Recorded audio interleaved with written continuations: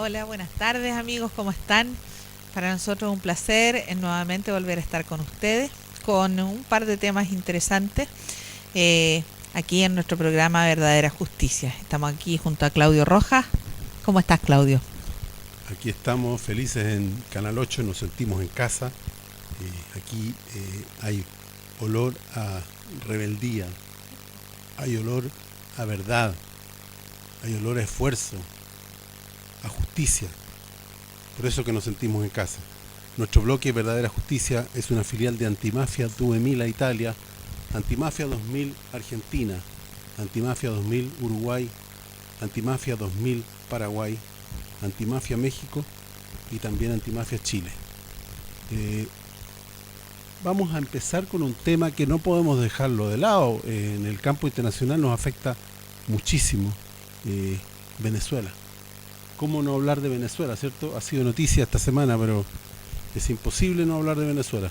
Sí, bueno, tuvimos este fin de semana recién pasado la votación a esta Asamblea Constituyente.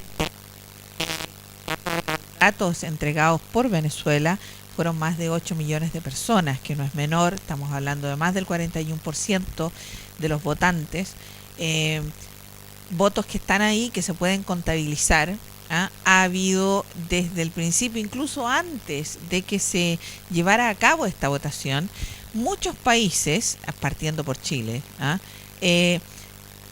descalificaron este llamado a Asamblea Constituyente que se realizó en Venezuela. Sabemos que hay una oposición, por supuesto, orquestada, pagada y financiada por Estados Unidos, y que ha hecho, junto con los grandes medios de comunicación, toda una orquestación de que todo esto es terrible, que Venezuela está muy mal. Yo no digo que esté bien, pero debemos recordar, sobre todo nosotros aquí en Chile, sobre todo las autoridades, muchas de ellas que vivieron y pasaron cosas muy apremiantes, sobre todo antes, en septiembre, antes del 73, aquí en Chile.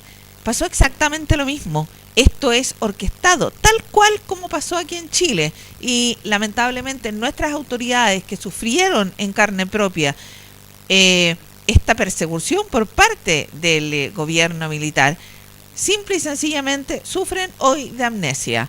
No recuerdan aquello que pasó meses antes en Chile. ¿Tú lo recuerdas? No, porque las autoridades de los últimos años que tenemos, en los últimos 20 años, todas están en el bando del imperio. Entonces están en contra de los países que se rebelan contra el imperio, en este caso Venezuela.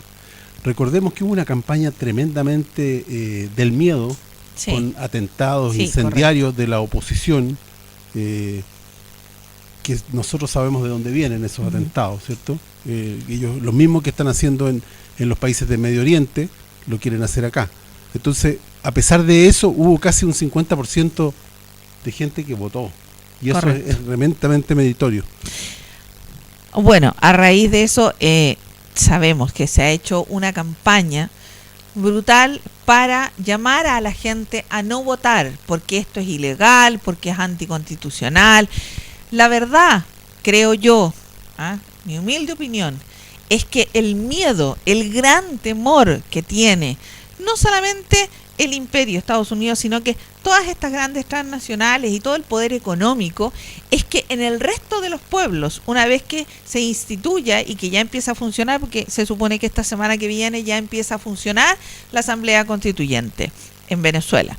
Por lo tanto, si el resto de los países ve que esto sí es posible, que efectivamente el pueblo, la gente con representación de personas comunes y corrientes como usted, yo, cualquiera, pueden salir adelante, pueden gobernarse por medio de una asamblea constituyente que es absoluta y completamente democrática,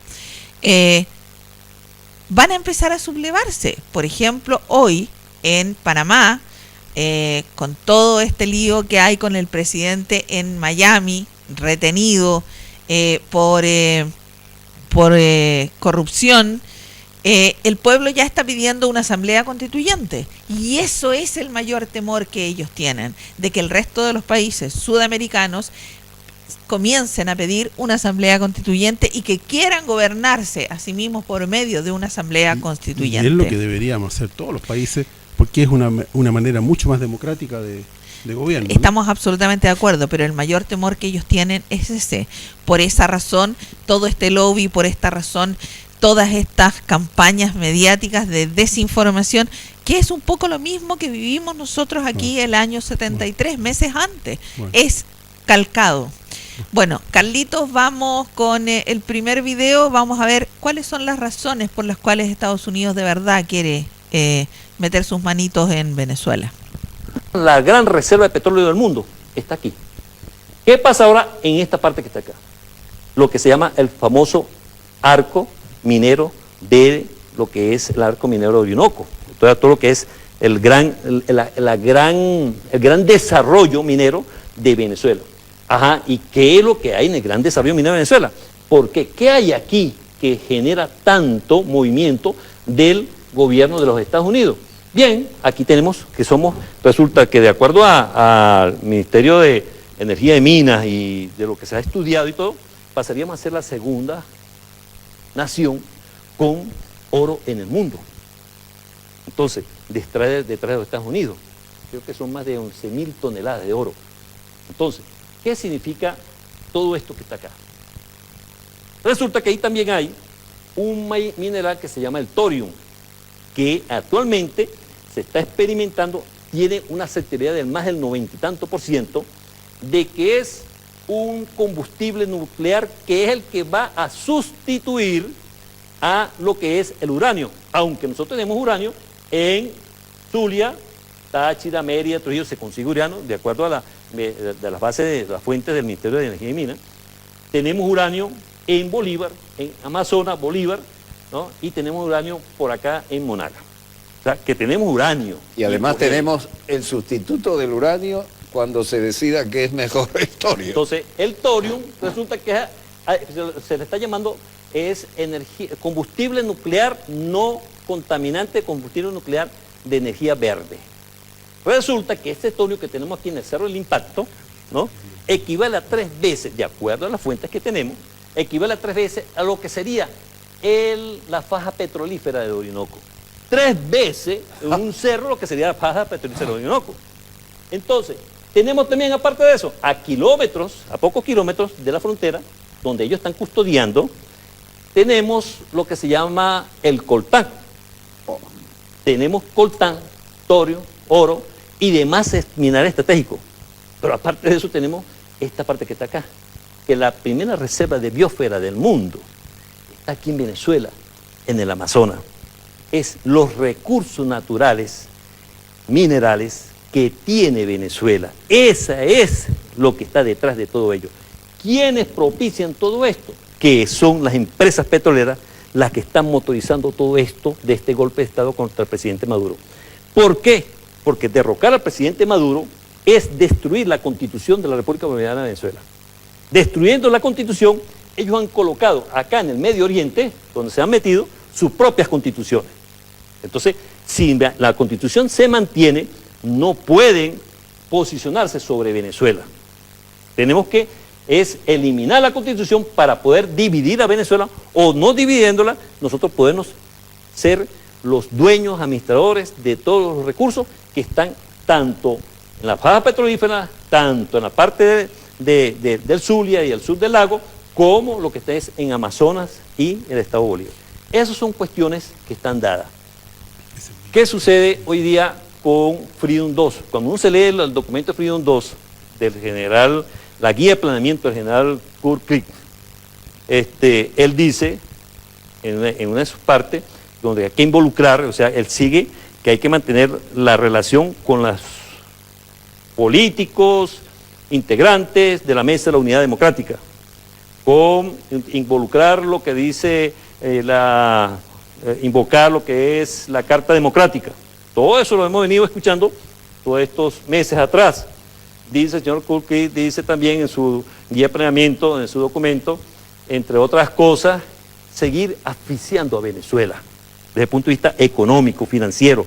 O sea que la guerra mediática, la guerra económica, la guerra financiera, la guerra de todo orden, desde el punto de vista, estamos metidos en una guerra de quinta generación. Esa guerra de quinta generación, lógicamente, está detrás los Estados Unidos, quien le manda al Comando Sur que elabore, ¿no?, su plan de cómo asfixiar, estrangular, sacar, destruir a Venezuela. El Estado-Nación hay que destruirlo, de alguna manera. Definamos Estado-Nación. Bueno, Estado-Nación, como tal, Venezuela, el Estado venezolano, el gobierno nacional, la nación venezolana, su gente, su cultura, su territorio, todo tiene que ser, ¿no?, tiene que desaparecer. Hay que dividir a Venezuela. Bueno, ahí veíamos un poquitito unas cuantas razones por las cuales Estados Unidos quiere meter sus manitos en Venezuela. Por eso la desestabilización, estamos hablando de un elemento que puede sustituir el uranio, y además no es contaminante de oro, estamos hablando de coltán. El coltán, no sé si la gente sabe, pero es un mineral que se usa para la fabricación de alta tecnología, que se usa en celulares, por ejemplo. Recordar que Venezuela no tiene tratados de libre comercio, por lo tanto no tiene el poder de las grandes transnacionales sobre sí para presionarlo para que cambie no solamente leyes internas, la Constitución, sino que nada para poder presionarlo para hacer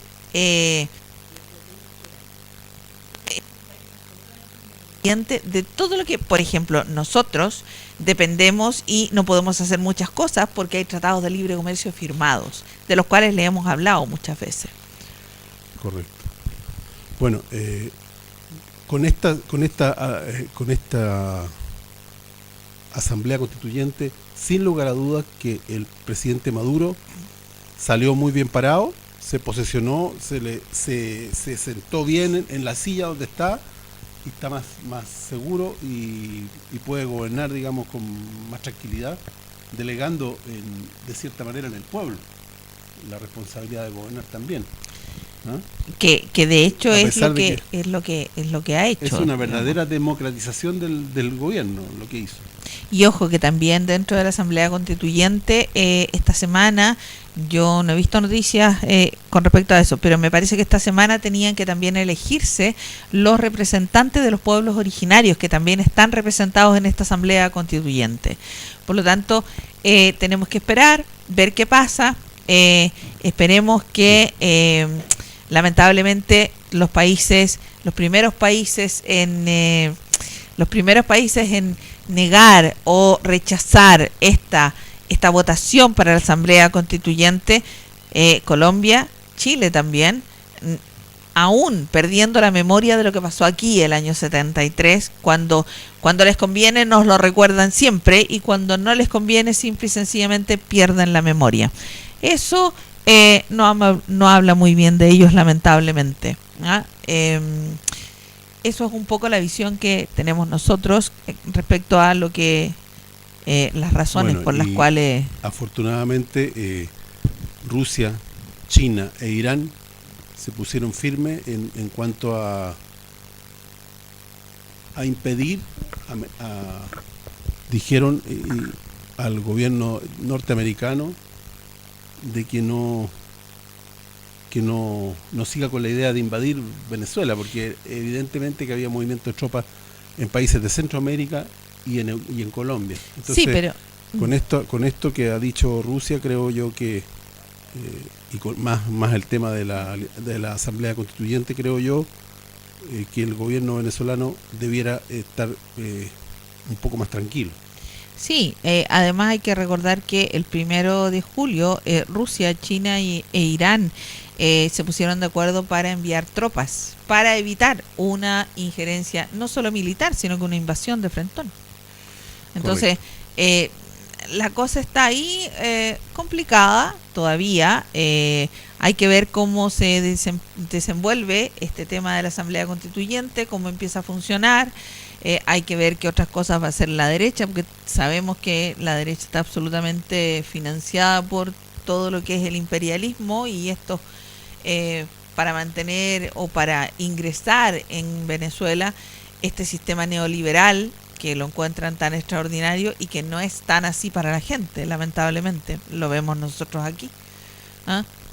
Sí, creo que hay varias cosas que tenemos que aprender de Venezuela, de la experiencia de Venezuela. Creo que le puede servir a muchos países. Sí. Bueno, ahora nos venimos hacia acá, hacia Chile. Vengamos hacia Chile. En alguna de las cosas que estamos viendo aquí en Chile, el tema no más AFP, hablamos de que hay un llamado a plebiscito, y recientemente hubo un llamado del coordinador de No Más AFP, Luis Mesina, a permanecer en el fondo E. Sí, correcto. Y esto produjo una irritación y pusieron el grito en el cielo. Lo que pasa que después de que se habló de este plebiscito, ya hablaron y tienen todo un programa hecho, programa que no han podido refutar de parte del gobierno ni del Ministerio de Hacienda, porque efectivamente es mucho más austero y gastaría el Estado mucho menos plata de la que actualmente gasta. Ha habido una campaña mediática en desinformar a la gente, no solamente por parte de las AFP, sino que también por el gobierno. Yo he visto al ministro de Economía decir, no crean lo que les dicen, que esto va a ser mucho mejor después, porque no es real. Entonces hay una campaña para desmentir aquello que está diciendo la coordinadora No Más AFP, para que la gente no vaya, no vote y no participe en este Siempre estas campañas se basan en el miedo, meterle miedo a la gente de que es un sistema que no tiene seguridad, sí, etcétera, etcétera. Claro, para que usted no salga y no participe cuando se haga este plebiscito de No Más AFP. No les haga caso, salga, vaya, vote. Todavía ellos no han aclarado exactamente cuál va a ser el método. Creo que están viendo también la posibilidad de hacerlo por medio de internet. Por lo tanto, pero la idea es que ustedes, todos ustedes, cada uno de nosotros, los que hemos cotizado en este sistema nefasto que son las AFP, que nunca fue creado y que no fue creado para pagar pensiones, sino que fue creado para colocar dinero constante y sonante todos los meses a este sistema económico que tenemos. Salgamos y votemos. Manifestémonos libremente, no deje que, como dices tú, lo amedrenten, no deje que inculquen en usted el miedo. No tenga miedo, todos los cambios son para mejor, siempre todos los cambios son para mejor. Siempre. Yo estoy seguro, señora o señor que nos están mirando, de que en su familia, en todas partes, usted va a ver alguien que se está quejando de las pensiones de hambre y cada vez van a ser peor. Bueno, vamos al video. Al video de Luis Mesina, Carlitos, por favor.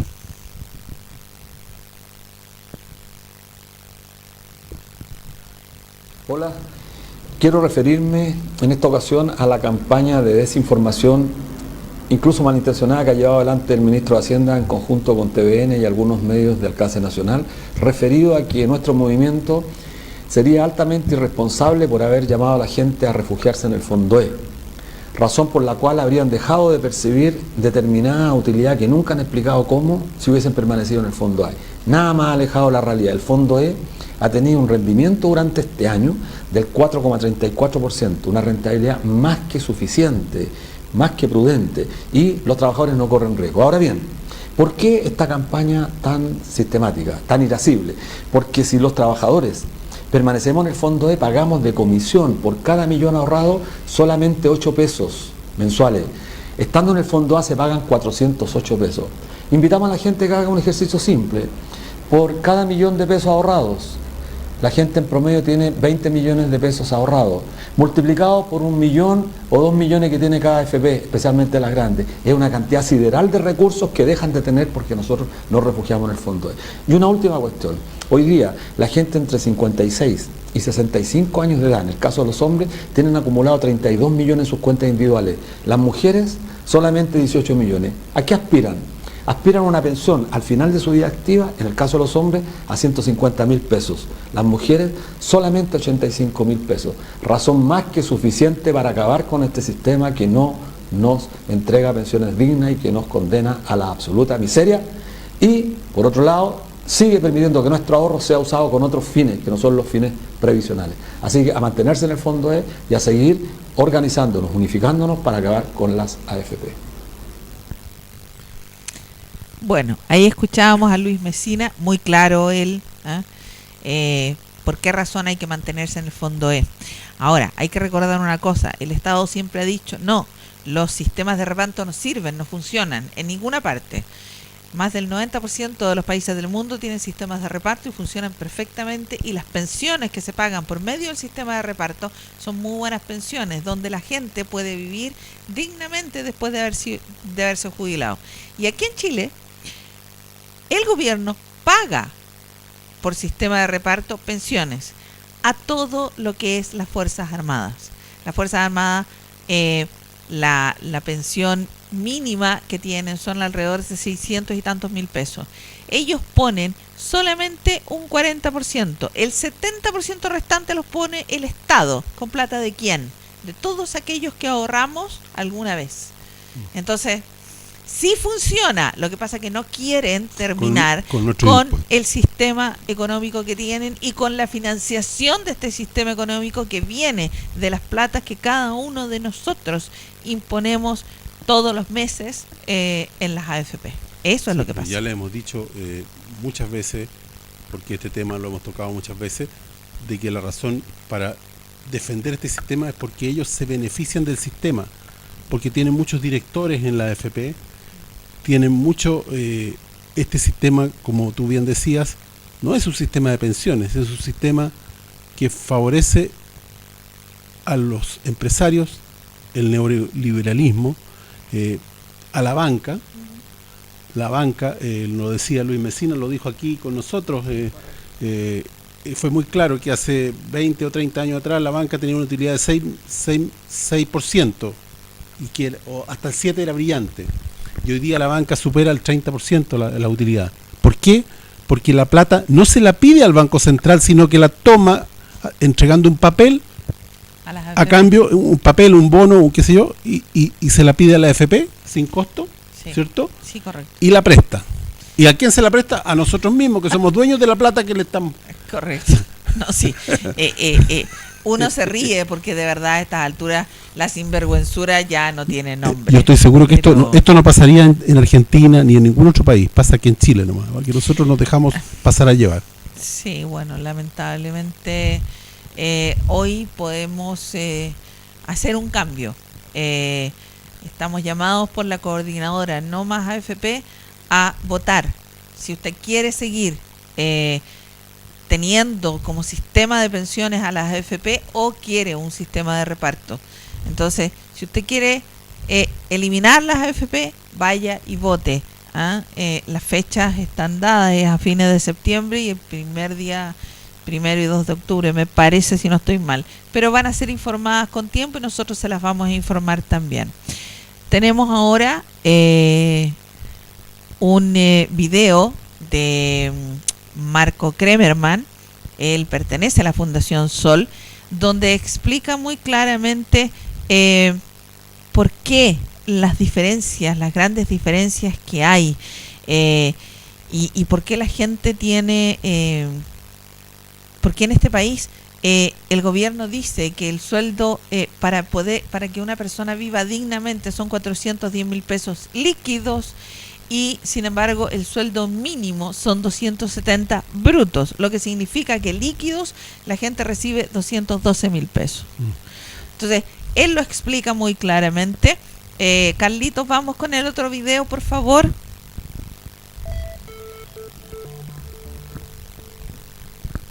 Hagamos un pequeño ejercicio. ¿Qué palabras se nos vienen a la mente cuando escuchamos la cifra de 350.000 pesos en Chile? Precariedad, pobreza, vulnerabilidad o probablemente endeudamiento. De acuerdo a los datos de la encuesta suplementaria de ingresos, recientemente publicados por el INE, en Chile la mitad de los trabajadores y trabajadoras ganan menos de 350.000 pesos líquidos. ¿Sí? ¿Escuchó bien? La mitad gana menos de 350.000 pesos. Son cifras del INE.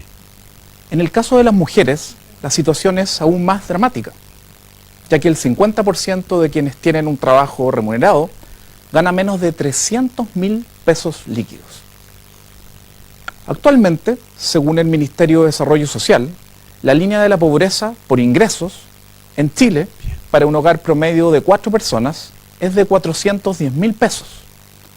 Por otra parte, si consideramos solo a quienes trabajan jornada completa, vale decir 45 horas a la semana, de acuerdo a los propios datos que publica el INE, la mitad gana menos de 400.000 pesos líquidos.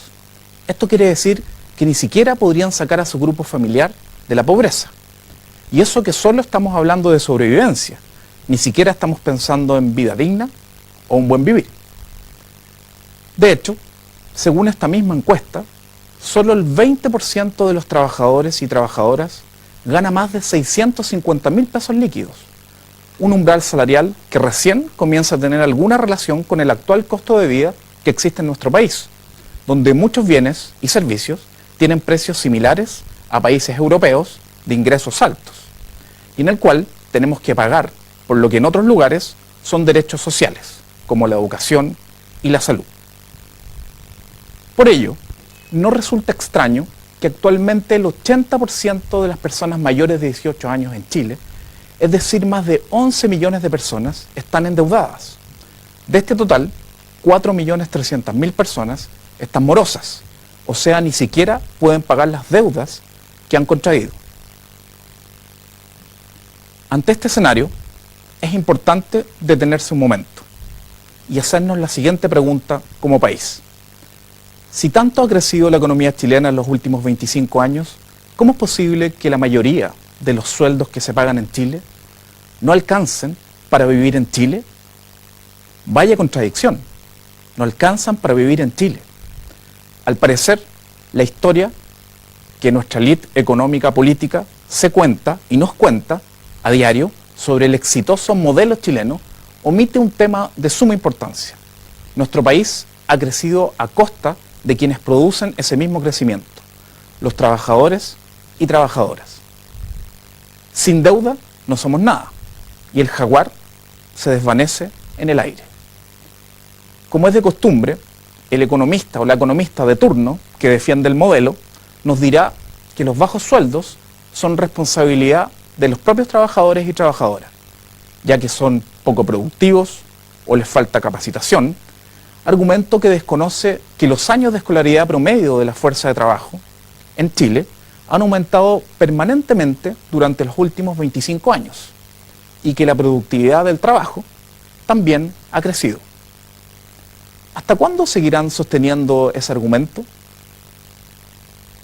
Vale decir, tendremos que seguir asumiendo que los salarios que se pagan en Chile no alcanzan para vivir en Chile, y quizás en un futuro esplendor, cuando dejemos que el modelo siga haciendo su trabajo, ya vendrá el chorreo, y quizás el año 2030, 2040 o el 2050, los sueldos que se pagan en Chile permitirán vivir en Chile. Mientras tanto, nos piden que sigamos aceptando aquella teoría que indica que una persona que realiza, por ejemplo, labores de aseo en una empresa, debe ganar lo mínimo, ya que es poco productiva. Pero, ¿quién mide esa productividad? ¿Cómo se mide? ¿Por qué dejar el piso brilloso y los baños impecables en una empresa vale 270.000 pesos al mes? Lo mismo termina sucediendo con gran parte de los trabajadores subcontratistas, los del retail, los call centers, salmoneras, forestales o los profesores. No obstante, en el mismo espacio de trabajo, las gerencias pueden llegar a ganar 10, 20 o 30 millones de pesos al mes, y los dueños de las empresas acumular ganancias que no les alcanzará la vida para consumirlas. Ellos también viven en Chile, pero sus ingresos les permiten vivir en Suiza. El problema de fondo es que en la mayoría de los hogares chilenos, la fuente principal de los ingresos proviene del trabajo.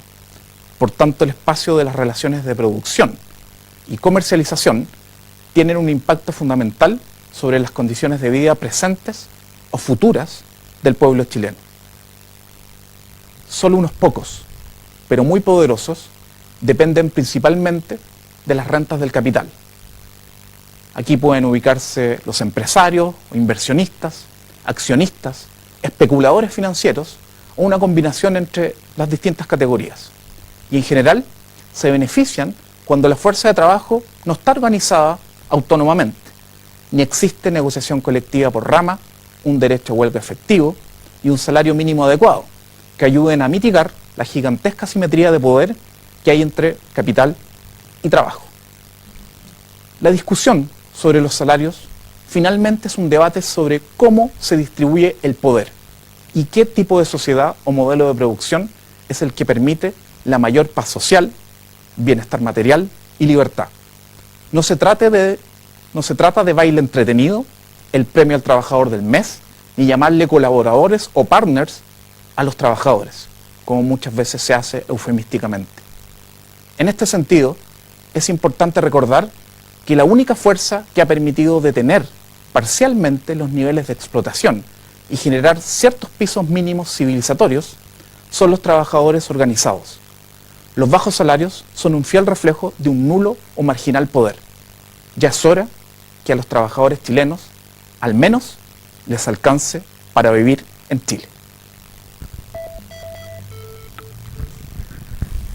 Bueno, creo que es impactante lo que dice Marco. Una de las cosas que más me impacta a mí es que él habla de datos del INE que hablan de que 410.000 es el umbral de la pobreza. Correcto. Y dice que más de la mitad de los trabajadores en Chile ganan 350.000, o sea, menos de 350. Eso significa que más de la mitad estamos en la pobreza. Correcto. Es así de simple. Ahora, cuando se habla del PIB y del crecimiento y las cifras macroeconómicas que se exportan afuera y que Chile fue tildado de jaguar, como él muy bien dice, ese crecimiento ha sido a costa del trabajo, del trabajador, y porque el PIB es el flujo de sueldos, salarios y transacciones comerciales que históricamente va subiendo en Chile. Y en todas partes va subiendo porque hoy día el dinero virtual es la mayoría del dinero de las transacciones, o sea, hay dinero que no existe. El 5% del dinero de las transacciones existe real, el resto es virtual. Entonces, sí, es lógico que el PIB suba, pero el PIB sube a costa ¿de qué? De que cada día más hay mayor desigualdad. El nivel de pobreza en Chile, por las cifras del INE, no son cifras de ellos, son cifras oficiales, en más de la mitad de la gente, y el resto, un 10 o un 5%, esos tienen, no sé qué cantidad del PIB, porque no tengo la cifra a mano, pero deben tener más del 80% del PIB. Entonces, claro, el PIB crece, pero entonces el país es bien mirado, pero la realidad es cómo se distribuye esa riqueza. Claro, como dice él, el sueldo mínimo hoy son 270.000 pesos y estamos hablando de sueldo bruto. Sin las imposiciones son 212.000 pesos. ¿Cómo vives si el mínimo para vivir o sobrevivir en Chile son 410.000 pesos? Datos sacados del INE. Entonces, con 212.000 pesos vives un par de semanas y te mueres de hambre el resto de la semana. Y eso que no estamos contando, estamos hablando de personas que trabajan todos los meses, que reciben un sueldo y trabajan todo el mes. No estamos hablando de los pensionados, porque los pensionados es una historia distinta. Los pensionados hoy por hoy, de hecho las cifras de los pensionados que vienen ahora de mayo en adelante, de este año 2017, estamos hablando de que más de la mitad viene con pensiones de menos de 150.000 pesos. ¿Cómo vives con 150.000 pesos? Personas que han trabajado 35 años han impuesto, casi no tienen lagunas, entonces estamos hablando de recibir 150.000 pesos, no sabría cómo calificarlo, si es una burla, si es una sinvergüenzura. La verdad es que no hay un vocablo que pueda expresar la rabia, la molestia, no sé, no hay cómo calificarlo cuando ellos dicen, no, si las pensiones están bien. Claro, porque ellos no necesitan, ellos tienen sueldos espectaculares. Estoy hablando de los políticos. ellos no tienen ninguna necesidad. Nada, ganan millones. Y cada vez que quieren arreglarse la dieta parlamentaria, en un par de horas se sientan, se juntan y se suben un par de millones. Porque para eso sí hay. Pero no hay para subir el sueldo mínimo, para ajustarlo a estos 410.000 pesos al menos. No hay. El último aumento del sueldo mínimo fueron 10.000 pesos. Y eso no sé si llorar o si me da risa, porque de verdad es impresentable. Sí. No sé qué piensan ustedes, pero de verdad es impresentable. Justamente el sistema neoliberal despiadado que tenemos en Chile y que gobierna la mayor parte del mundo hace que la pobreza, y esto lo digo, lo escuché de uno de los potentados del mundo, la pobreza es un excelente negocio para ellos. Por ejemplo, Estados Unidos, lo pongo así como, ya no tiene industrias en su país. Por ejemplo, muchas cosas las producen en Indonesia. Les cuesta un precio así, ridículo, y la gente que lo produce tiene sueldos de hambre. Sí. Antes le costaba mucho más porque lo producían en Estados Unidos y tenían que pagar buenos sueldos. Y lo venden al mismo precio que históricamente lo han vendido. Entonces las utilidades son gigantescas, Sí. pero estratosféricas. Y eso hace que cada día sea mayor la desigualdad. Ujú. Y esos poderosísimos que se hacen cada vez más poderosos, que son los dueños del mundo, hacen de la pobreza el mejor negocio.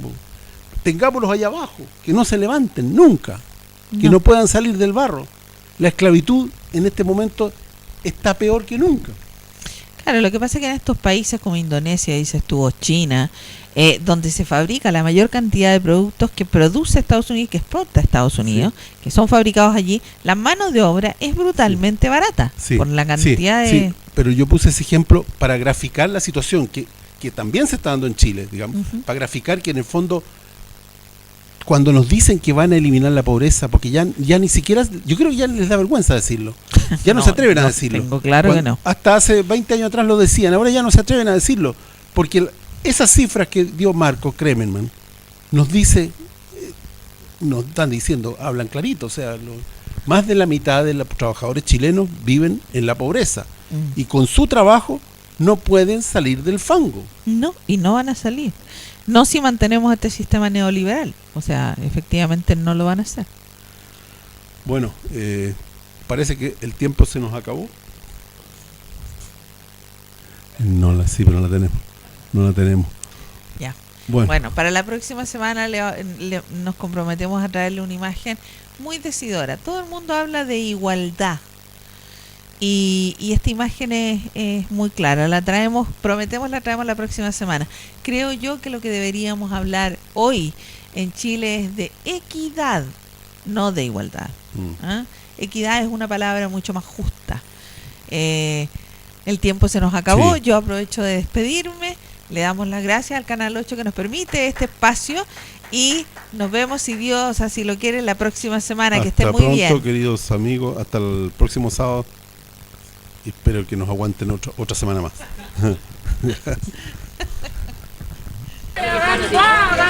¡Ahora sí, tú eres